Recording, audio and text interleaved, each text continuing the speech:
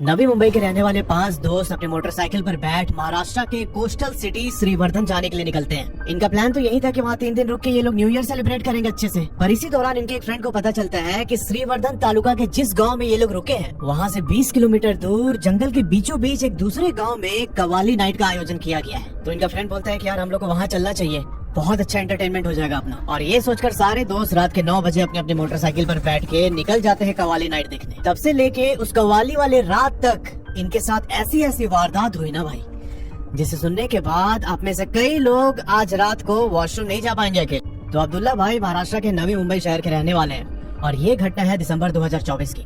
अब्दुल्ला भाई और उनके 7 दोस्त प्लान बनाते हैं कि यार न्यू ईयर के टाइम हम किसी अच्छे जगह पर चलेंगे, वहाँ पर 2-3 दिन पार्टी करके फिर वापस घर आएंगे। अच्छा, इनका ये भी कंडीशन था कि हम किसी बहुत भीड़ भाड़ वाले एरिया में नहीं जाना चाहते हैं। तो इनके बीच मंथन होता है कि यार कहाँ पर जाया जाए। और फाइनली ये लोग एक पॉइंट पे अग्री करते हैं कि ठीक है, एक कोस्टल टाउन है महाराष्ट्र का श्रीवर्धन। उसी श्रीवर्धन तालुका में एक गांव पड़ता है जिसका नाम है जसवाली। और इस जसवाली गांव में इनका एक दोस्त रहता है जिसका नाम है बाबू। तो इन लोगों ने डिसाइड किया कि ठीक है 29 दिसंबर को हम लोग निकलेंगे नवी मुंबई से जसवाली के लिए। वहीं पर 2-3 दिन आसपास का एरिया एक्सप्लोर करेंगे। अब सुनो क्या होता है। 29 दिसंबर को इनको निकलना था और उससे 2 दिन पहले ही अब्दुल्ला भाई के 3 दोस्त इस प्लान से बैकआउट कर जाते हैं। तो ये टोटल अभी 5 लोग बच गए जो इस न्यू ईयर की राइड पर जाने वाले थे। ठीक है, ये अक्सर होता है हमारे फ्रेंड सर्कल में, इतने लोगों का प्लान बनता है, जाने के टाइम इतने बच जाते हैं। खैर, अब इस ट्रिप पर जाने वाले 5 लोगों के नाम हैं अब्दुल्ला, साद, नावेद, जोहेब और सैफ। जो इनका छठा फ्रेंड बाबू है ये मिलेगा इनको जसवाली गाँव में, उसके ही घर पर ये लोग रुकने वाले थे। 29 दिसंबर को सुबह 7 बजे ये लोग अपनी अपनी मोटरसाइकिल लेके निकलते हैं जसवाली गाँव के लिए। पूरे रास्ते की ड्राइव बहुत ज्यादा सीनिक थी, पहाड़, समंदर, जंगल और विंटर्स के टाइम तो महाराष्ट्र एक्सप्लोर करने लायक रहता है भाई। अब ये लोग रास्ते में अपना वड़ा पाव खाते हुए, फोटोज वगैरह क्लिक करते हुए नवी मुंबई से 170 किलोमीटर राइड करने के बाद ये लोग 4 बजे के अराउंड जसवाली पहुंचते हैं। जसवाली में बाबू के घर पे ये लोग रुके और यहीं से ना सारा खेला शुरू हो। जो ये बाबू लड़का था उसके घर पे एक औरत रहती थी। ये औरत बाबू के माँ के कोई दूर के रिलेटिव है। अब इनकी क्या पूरी कहानी है वो आपको आगे वीडियो में पता चलेगी। फिलहाल आपको ये जानना है कि जो जसवाली में बाबू का घर है, यहाँ पर अभी बाबू, वो औरत और ये 5 दोस्त। ठीक है। अच्छा, जो ये बाबू का मकान है, इसके मकान के ठीक सामने एक बहुत ही पुराना सा खंडहर पड़ चुका घर था। अब्दुल्ला बताते हैं कि हमारी नजर उस खंडहर पड़ चुके घर पर पड़ी और हमने देखा कि उसकी जो दीवारें है ना वो जली हुई है बाहर से। उस घर के एंट्रेंस का दरवाजा भी पूरा डैमेज था और उसे देख के एक बहुत ही नेगेटिव वाइब आ रही थी सबको। ये लोग बाबू के मकान के बाहर जो बैठने वाला एरिया था वहीं पे बैठ के चाय वाय पी रहे थे, तो सामने ही वो घर दिखा इनको। इन्होंने बाबू से पूछा कि यार ये किसका घर है, मतलब ऐसे खाली अजीब सा लग रहा है देख के इसको। बाबू बोलते छोड़ना, ऐसे खंडहर पड़ा हुआ है, तुम लोग चलो अपना चेंज वेंज करो और आराम करो थोड़ी देर, फिर प्लान बनाते हैं कि आगे कैसे एक्सप्लोर करना है। यहाँ पर अब्दुल्ला और उसके दोस्त पूरा चेंज वेंज करते हैं, फ्रेश होते हैं और जो जसवाली गांव था उसी के वॉक पे निकल गए ये लोग। ये वॉक तो कर रहे थे पर इन सबका दिमाग उस खंडहर वाले घर पर ही था। इन लोगों ने गाँव वाले से रोक के पूछा कि भैया वो जो घर खंडहर पड़ चुका है, क्या मतलब बड़ा अजीब सा लग रहा है उसे देख के, कुछ हुआ था क्या उसमें? तब वो आदमी बोलता है कि कहाँ से आए तुम लोग? इन लोगों ने बताया कि हम नवी मुंबई से आए यहाँ घूमने के लिए। फिर वो आदमी बोलता है कि घूमने आए हो ना, चुपचाप घूम के जाओ, जो तुम्हारे काम की चीज नहीं है उसके बारे में ज्यादा सवाल मत करो। अब इतना कोल्ड रिस्पांस देख के इन्होंने फिर दोबारा किसी से भी नहीं पूछा। शाम ढल चुकी थी और इन लोगों ने एक बात नोटिस की कि जो बाबू के घर में वो औरत है उसने इन सबसे एक शब्द भी नहीं बोला। उसके चेहरे पर एकदम डेड साइलेंस होती थी हमेशा। पर जैसे ही सनसेट हुआ, ये घर के बाहर जो वोटा था, अब देखो वोटा कोंकणी में जो घर के बाहर सिटिंग एरिया होता है उसको बोलते हैं। ये सारे लोग देखते हैं कि वो औरत उसी वोटा के पास खड़े होके लगातार उस सामने वाले घर को देखे जा रही है। यहाँ पर किसी की हिम्मत नहीं हो रही थी कि जाके टोके उस औरत। वो अगले 2-2.5 घंटे तक सिर्फ ऐसे खड़े होके लगातार एक टक उस खंडहर पड़ चुके घर को देख रही है। अब ये सब देख के अब्दुल्ला से रहा नहीं गया। इसने पूछा बाबू से कि यार क्या सीन है इनका? तब बाबू बोलता है कि खाना खाते हैं, खाना खा के सो जाते चुपचाप। जब इन लोगों ने देखा कि बाबू बिल्कुल बात नहीं करना चाहता इस बारे में, तो उन लोगों ने भी छोड़ दिया कि ठीक है इनका कोई पर्सनल मैटर होगा। इन लोगों ने उस रात बैठ के पूरा एंजॉय किया, बातचीत की और अगले दिन कहाँ कहाँ घूमना है ये सब डिसाइड कर रहे थे। अच्छा, एक चीज देखना, जो बाबू का घर था वहाँ पर ऐसा नहीं था कि बहुत मल्टीपल कमरे हैं ऐसा कुछ। वॉशरूम जाने के लिए इनको आंगन क्रॉस करके एक किचन आता है, किचन के जस्ट बाजू से गेट खुलता है बाहर जाने के लिए, उधर से बाहर निकल के इनको वॉशरूम जाना होता था। ठीक है। उस घर के रूम में जमीन पर इन सबके लिए गद्दा लगाया बाबू ने, और जो वो आंटी थी उनका गद्दा इनसे 5-6 फीट की दूरी पर था, एक दूसरे कॉर्नर पे। ठीक है। ये 6 दोस्त आराम से अपना सो रहे हैं। 6 में कौन? 5 जो नवी मुंबई से आए थे और एक बाबू, और आंटी उधर अकेले सो रही थी। 30 दिसंबर को सुबह 6:30 बजे अब्दुल्ला की नींद खुलती है। इसके बाजू में साद लेटा हुआ था और ये साद को दादा बोल के बुलाता था। ये बोलता है कि दादा मेरे को वॉशरूम जाना है, अभी चलो ना साथ में। अभी कोई उठा नहीं है, सब लोग उठ जाएंगे तो बहुत भीड़ हो जाएगी। साथ बोलता है कि हाँ ठीक है 2 मिनट रुक चलते हैं। अब ये दोनों अपने मेट्रेस से उठ ही रहे थे उस वॉशरूम की तरफ जाने के लिए, तभी देखते हैं कि जो वो आंटी लेटी हुई थी ना कॉर्नर पे, उनसे पहले वो उठती है और दौड़ के भागती है वॉशरूम की तरफ। जैसे मैंने बताया था कि आंगन है, आंगन के पास किचन है और किचन से एक बैक साइड की तरफ डोर खुलता है, ठीक है। उसी डोर से सब लोग वॉशरूम की तरफ जाते थे। इन लोगों को लगा कि शायद वो आंटी हमारे लिए किचन के पास चाय वाय बनाने गई होंगी।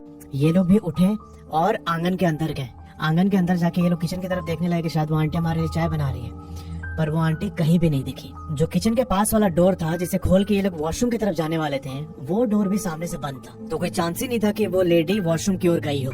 समझ रहे हो बात को? इन लोगों ने घर के चारों कोने में हर जगह देखा, पर वो आंटी इनको कहीं भी नजर नहीं आई।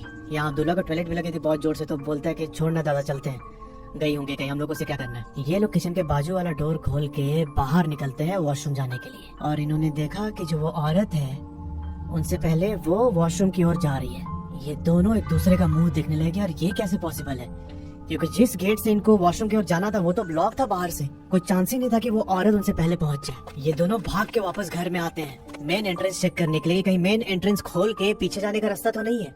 पर ये देखते हैं कि भाई मेन एंट्रेंस भी अंदर से लॉक किया हुआ है। इन दोनों को समझ ही नहीं आ रहा था कि वो औरत कैसे पहुंच गई वॉशरूम के पास। अब्दुल्ला के अंदर यहाँ पे एक डर बैठ गया था, इसकी हिम्मत नहीं हो रही थी कि जाके वॉशरूम करके आए। इसने कंट्रोल किया और चुपचाप ये दोनों आके अपने अपने मैट्रेस पर लेट गए। मैट्रेस के ऊपर लेट के इन्होंने चादर से अपना शरीर ढका हुआ था, और 2-3 मिनट के बाद ये नोटिस करते हैं कि वो औरत आती है अंदर। आके चुपचाप वो अपने मैट्रेस पे बैठती है। जो मैट्रेस पर पिलो रखा था उस पिलो को हाथ में उठाया और अपने सर पे मारने लगी जोर जोर से। सर पे ऐसे बीट करते हुए वो लगातार कुछ बुदबुदा रही थी। इन लोगों ने हल्का सा चादर नीचे किया और एकटक उस औरत की ओर देख रहे थे छुप के। कुछ टाइम के बाद वो औरत पिलो को अपने फेस पे रख के लेट जाती है मैट्रेस पे। समय होता है 7:45। अब्दुल्ला के बाकी दोस्त अभी भी सोए हुए थे, सिर्फ साद जाग रहा था। अब्दुल्ला बोलता है कि दादा थोड़ा चलते हैं बाहर, फ्रेश होके आते हैं, बहुत अजीब सा लग रहा है। साद और अब्दुल्ला बाहर निकलकर अपनी मोटरसाइकिल स्टार्ट करते हैं और ये लोग गाँव के बाहर चले गए थोड़ा सा फ्रेश हवा खाने के लिए। यहाँ पर ये लोग आपस में डिस्कस कर रहे थे कि क्या हुआ, मतलब अब्दुल्ला बोलता है कि मुझे कुछ सही नहीं लग रहा है यहाँ पे घर के अंदर। साद बोलता है कि देख छोड़, अगर हम लोग ऐसे बोलेंगे तो बाबू है उसको बुरा लगेगा। एक काम करते हैं, ये सब के बारे में डिस्कस नहीं करते, अपना ट्रिप एंजॉय करना है, मस्त एंजॉय करके निकलेंगे यहाँ से। तो इन लोगों ने डिसाइड किया कि ये बात हम किसी भी दोस्त से डिस्कस नहीं करेंगे। 40 मिनट के बाद ये लोग थोड़ा सा मूड लाइट करके वापस बाबू के घर पर आते हैं। अब जब ये लोग वापस आए तब इनके बाकी फ्रेंड्स भी उठ चुके थे। ये सब लोग फ्रेश हुए और उस दिन ब्रेकफास्ट करके इन लोगों ने आसपास का एरिया एक्सप्लोर किया, ठीक है। जो श्रीवर्धन के बाकी बीचेस थे उसको घुमा, मतलब एक छोटा सा बाइक राइड करके वापस आ गए। अगला दिन था 31 दिसंबर। इन लोगों ने एक ट्रैक प्लान कर रखा था पहले से, तो ये लोग उस दिन ट्रैक पर जाते हैं और ट्रैक से वापस आते आते शाम के 7 बज जाते हैं। अब अगले दिन 1 जनवरी को इनको निकलना था वापस नवी मुंबई के लिए। तभी जो बाबू था इसको फोन आया। एक फोन पर बात करने के बाद बाबू इन लोगों के पास आता है, बोलता है कि भाई लोग यहाँ से 17 किलोमीटर दूर एक गाँव है, वहाँ पे उर्स हो रहा है। उर्स में कवाली नाइट भी आज होगा, तो चलो ना देख के आते हैं, बहुत मजा आएगा। अब देखो जो उर्स होता है मुस्लिम लोगों में, वो जो सूफी सेंट के डेथ एनिवर्सरी को सेलिब्रेट करते हैं एक दरगाह के पास, ठीक है। तो उसी उर्स में आज कवाली नाइट का आयोजन था। अब्दुल्ला बोलता है कि हाँ चलते हैं सब लोग, अपना राइड भी हो जाएगा और कल तो वैसे भी अपने को घर निकलने है, थोड़ा सा लेट निकल लेंगे, ठीक है। अब जहाँ पर एक कवाली नाइट का आयोजन हो रहा था उसका लोकेशन समझना एक बार। बाबू के गांव से 17 किलोमीटर दूर सारवरवाड़ी और दालवीवाड़ी के बीच में एक गांव आता है जिसका नाम है बाग मंडला। बाग मंडला के पास एक जंगल है और उसी जंगल के बीचों बीच एक दरगाह बनी हुई है और उस दरगाह के आसपास 4-5 घर है और उसी जगह पे कव्वाली नाइट का आयोजन किया गया था। ये सब लोग रात के 9:30 बजे जसवाली गांव से राइड करके पहुंचते हैं बाग मंडला। वहाँ पर मस्त कव्वाली एंजॉय किया इन लोगों ने, बहुत अच्छा सेलिब्रेशन था। अब ये सब एंजॉयमेंट करते हुए इनको 2-2.5 घंटे हो चुके थे। टाइम हो रहा था 11:45। अब्दुल्ला अपने दोस्तों को विश करता है हैप्पी न्यू ईयर और बोलता है कि भाई मैं अपनी गर्लफ्रेंड से बात करके आ रहा हूँ। अब जहाँ पर ये पूरा कव्वाली का सेटअप लगा था ना, उसके अंदर तो लाइट थी, पर उससे बाहर निकलते ही जंगल का पूरा एरिया स्टार्ट हो जाता है। और अब्दुल्ला बताते हैं कि जब थोड़ा सा बाहर निकल के हम उस कव्वाली वाले सेटअप की तरफ देखते हैं तो एकदम बहुत ज्यादा अंधेरा, बस अंदर की तरफ की लाइट थोड़ी बहुत दिखती है और अगर कोई इस गेट पर खड़ा हो ना, मेन गेट पर कव्वाली वाले, तो उसका फेस भी क्लियर नहीं दिखेगा, इतनी कम लाइट थी। अब्दुल्ला अपनी गर्लफ्रेंड से यहाँ पर बात करते करते उस कव्वाली वाले टेंट से थोड़ा आगे निकल जाता है, 100-150 मीटर। ऐसा होता है ना, फोन पे बात करते करते हम एकदम खो जाते हैं और हमें पता नहीं चलता आसपास का। अब्दुल्ला वैसे सिचुएशन में था। पीछे से कव्वाली की भी आवाज आ रही थी, तो इसकी गर्लफ्रेंड बोलती है कि थोड़ा सा हटो वहां से दूर, मेरे को सुनाई नहीं दे रहा तुम क्या बोल रहे हो। तो अब्दुल्ला यहाँ पर थोड़ा सा और आगे आके रुक जाता है क्योंकि इसने देखा कि भाई यहाँ से अब 30-40 मीटर के बाद पूरा डेंस जंगल है, तो मैं उधर तो नहीं जा सकता। वो बोलता है कि अब यहाँ जंगल स्टार्ट होने वाला है और ये लोग अपना बात करना स्टार्ट करते हैं। तो ये सुन के अब्दुल्ला उस जगह से 30-40 मीटर और आगे बढ़ता है। ये सामने देखता है कि भाई अब बस एक छोटी सी पतली सी रोड है पगडंडी जैसी, उसके बाद जंगल स्टार्ट होने वाला है। तो एक तरह से उस रोड के एज पे खड़े होकर अपने गर्लफ्रेंड से बात कर रहा है। रात के 12 बजे इसने अपने गर्लफ्रेंड को विश किया और ये सुनता है कि जब उसकी गर्लफ्रेंड ने उधर से रिप्लाई किया इसको, मतलब सेम टू यू ऐसे बोल के, तब इसे किसी और की भी आवाज आई उसके गर्लफ्रेंड की आवाज के साथ साथ। अब्दुल्ला बताते हैं कि वो आवाज सामने जंगल से आ रही थी और उस आवाज में एकदम दर्द था बहुत। वो मराठी लैंग्वेज में ही मदद मांगने के लिए चिल्ला रही थी और अचानक से अब्दुल्ला के शरीर में सिहरन होने लगी। ये अपने गर्लफ्रेंड को बोलते हैं कि 1 सेकंड होल्ड करना। ये अपना फोन नीचे करता है और 2 कदम और आगे बढ़ता है जंगल की तरफ सुनने के लिए। और तब अब्दुल्ला को लगा कि कोई इसके जस्ट पीछे खड़े होके इसके कान में सेम वो मदद मांगने वाली लाइन बोल रहा है। ये एक औरत की आवाज थी। अब्दुल्ला को यहाँ डर लगा। इसने अपना फोन काटा और वापस मुड़ के उस कव्वाली वाले सेटअप की तरफ जाने लगा। जब ये उस सेटअप की तरफ जा रहा था तब इससे एहसास हुआ कि जो औरत है ना, इसकी आवाज ऐसे सुनाई देती, वो इसके पीछे पीछे चल रही है और एक बहुत डीप ब्रीदिंग कर रही थी और उसे लगातार बोल रही थी मदद के लिए कि मेरी हेल्प कर दो, ऐसे मराठी लैंग्वेज में। पर अब्दुल्ला यहाँ पर एक चीज बहुत अच्छा करता है कि भाई ये पीछे मुड़ के नहीं देखा। अगर पीछे देखा होता इसने मुड़ के तो शायद ये कुछ और ही कहानी होती है। ये दौड़ के भागता है कव्वाली वाले टेंट के अंदर और वहां पर जाके इसने अपने दोस्तों को सब कुछ बताया कि भाई अभी ऐसे ऐसे सुनाई दिया मेरे को बाहर। उसके फ्रेंड्स बोलते हैं कि ठीक है अभी तो एकदम निकल के बाहर जाना सही नहीं होगा, क्या पता वो जो भी एंटिटी है, जो भी आत्मा है बाहर ही हमारा इंतजार कर रही है, थोड़ी देर यहाँ रुकते हैं उसके बाद निकलेंगे। ये लोग वेट करने लगे। कव्वाली भी ऑलमोस्ट खत्म होने वाली थी। रात के 2 बज रहे हैं अभी। बाबू बोलता है कि भाई लोग अब निकलते हैं यहाँ से। जब फाइनली इनके जाने का टाइम हुआ तो बाबू बोलता है कि भाई एक काम करते हैं, उस वाले रास्ते से नहीं चलते जहाँ से हम लोग आए हैं, एक और दूसरा रास्ता है, थोड़ा सा छोटा भी पड़ेगा, उधर से निकलते हैं हम लोग, जल्दी पहुंच जाएंगे घर। अब देखो जो इनके ग्रुप में एक दोस्त है इनका नावेद बिलोंग करता था मौलानाओं की फैमिली से, जो कि झाड़ फूक करते हैं। नावेद ने बोला कि भाई लोग सुनो, रास्ते में कोई रुकाए तुमको बिल्कुल भी मत रुकना, कोई आवाज दे, तुम्हारा नाम पुकारे, एकदम रिस्पॉन्ड नहीं करना। तुम लोग को अपने रियर व्यू मिरर में भी नहीं देखना, एकदम भूल के भी, एकदम सीधे चलते रहना। और ना मुझे एनर्जी फील हो जाती है, अगर कोई भी मुझे गड़बड़ लगी तो मैं तुम लोग को आवाज दूंगा, भाई तुरंत यू टर्न मारना, ठीक है। सब लोग यहाँ पर नावेद से एग्री करते हैं क्योंकि इन लोगों ने देख रखा था कि इनके फैमिली में कैसे झाड़ फूक किया जाता है। अब यहाँ पर ये लोग 3 बाइक और एक स्कूटी लेके आए थे। स्कूटी पर बाबू था और इनके 2 बाइक पे 2 फ्रेंड और 1 बाइक पे अकेला अब्दुल्ला था, ठीक है।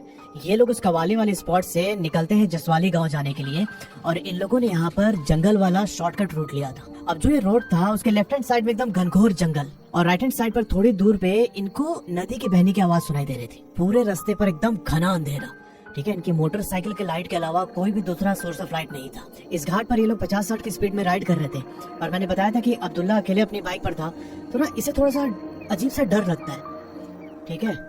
इसने मोटरसाइकिल रोक के आगे साथ जा रहा था, उसको कॉल किया, बोला कि दादा मेरे को थोड़ा डर लग रहा है, आप मेरे साथ आ जाओ ना बाइक पे। ये सारे लोग अपनी मोटरसाइकिल रोकते हैं और साथ आके अब्दुल्ला के पीछे बैठ जाता है बाइक पे, बोलता है कि चल। अब यहाँ पर इन सब ने बहुत ही एक्सपेंसिव हेलमेट पहना हुआ था, प्रॉपर एकदम थिक कुशनिंग वाली। तो कोई अगर बाहर खड़े होकर धीरे से बोलता है तो अंदर आवाज नहीं आती उतनी क्लियरली। ये लोग फिर से अपनी राइड कंटिन्यू करते हैं जंगल वाले रास्ते पर और अचानक अब्दुल्ला को अपने लेफ्ट हैंड साइड से वो सेम औरत के एकदम जोर से चिल्लाने की आवाज सुनाई देती है। ये यहाँ पर कांप जाता है एकदम। अब्दुल्ला यहाँ हेलमेट का वाइजर उठा के पीछे साथ बैठा हुआ था, उसको बोलता है कि दादा आपने सुना? साथ बोलता है कि हाँ मेरे को भी सुनाई दिया। ये लोग अभी कुछ भी रिएक्ट कर पाते हैं कि नावेद इनके पास पहुंचता है बाइक लेके और एकदम जोर से चिल्ला के बोलता है कि अब्दुल्ला रोकना मत। इसने साथ को बोला कि साथ जंगल की तरफ नहीं मुड़ना है, जंगल की तरफ देखना ही मत, एकदम भूल के भी, एकदम सीधा चलते रहो, कुछ रिस्पॉन्ड मत करना, सीधा चलते रहो।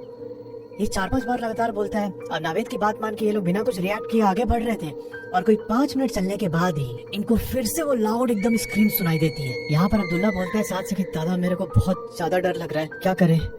एंड आउट ऑफ फियर ये दोनों जंगल की ओर देखते हैं कि कौन है, कहाँ से आवाज आ रही है और ये देखते हैं कि जंगल के अंदर एकदम एक काला साया, एक तो ऐसे डार्क हो रखा है पर वो काला साया अलग से ही दिख रहा था इनको, वो इनके पैरेलली दौड़ रहा है जंगल में।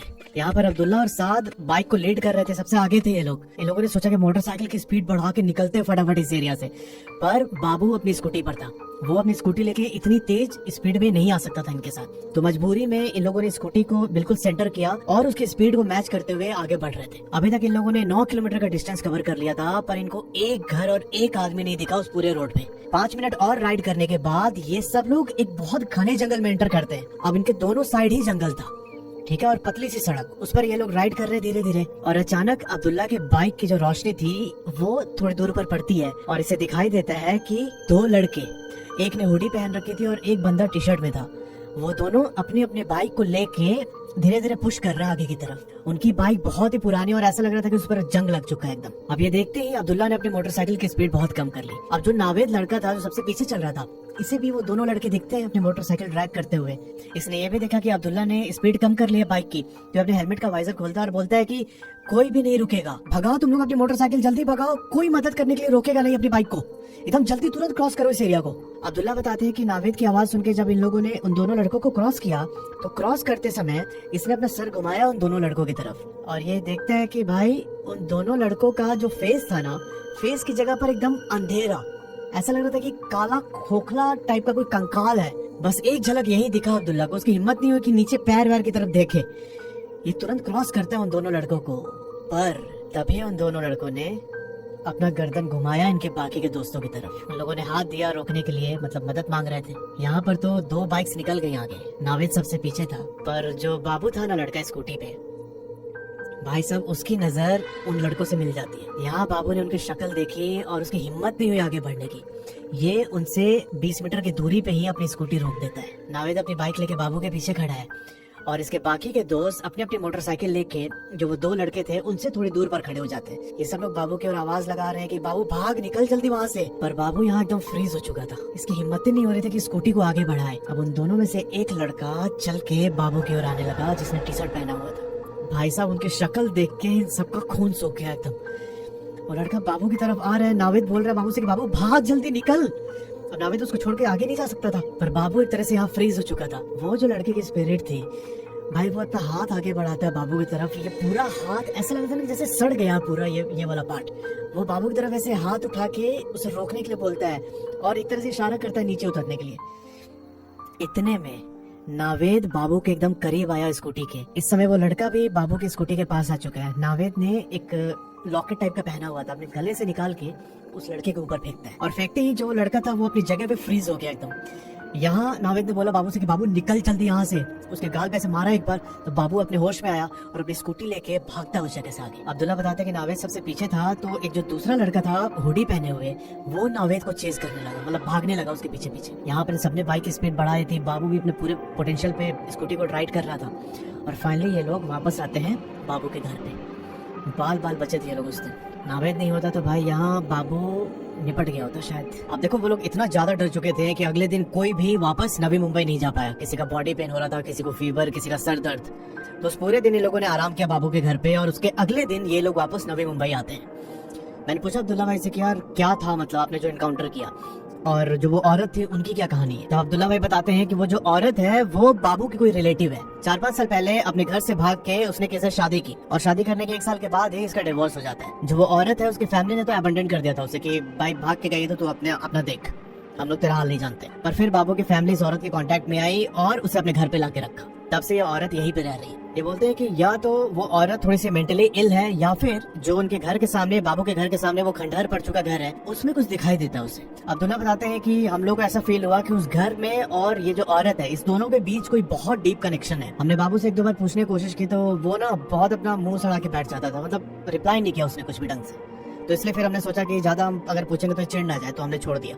ये एक ओपन एंडेड मिस्ट्री है जो मैं आपके सामने भी रख रहा हूँ। अगर कोई उस गांव से देख रहा है, उस एरिया से देख रहा है, उसको पता है इसके बारे में, तो जरूर कमेंट सेक्शन में बताना। दूसरा, जो इन्होंने रात को वो बाइक और 2 लड़के की आत्मा को एनकाउंटर किया था, वो एक पर्टिकुलर काइंड ऑफ एंटिटी होती है जिससे बोलते हैं छलावा। तो छलावा एक ऐसी प्रेत आत्मा होती है जो किसी का भी रूप ले सकती है, किसी भी फॉर्म में आ सकती है। तो बेसिकली जो भी इन छलावा के एरिया में आता है, तो वो लोग उसी के टाइप का रूप ले लेते हैं। ये लोग बाइक से जा रहे थे अब्दुल्ला और उसके फ्रेंड, तो उस छलावा ने बाइक का वो पूरा सेटअप ले लिया। ये बाइक ड्रैग करके लेके जा रहे ताकि वो उससे अटैक्ट हो सके, मतलब जो राइडर्स जा रहे थे वो उनसे इंटरेक्ट करे। और इनका मेन पर्पस बस यही होता है कि वो आपकी सोल को आपकी बॉडी से अलग करके उस पर कब्जा कर लेते हैं। अगर नावेद ने उस रात अपनी सूझबूझ ना दिखाई होती तो मे भी पॉसिबिलिटी थी कि इनमें से कुछ लोग उस छलावे का शिकार हो जाते हैं। तो यार ये थी पूरी कहानी। अगर आपके जानने में ऐसे कोई घटना हुई है तो नीचे जो ईमेल आईडी आ रहा है उस पर अपनी कहानी मुझे भेज सकते हैं। Thanks for watching.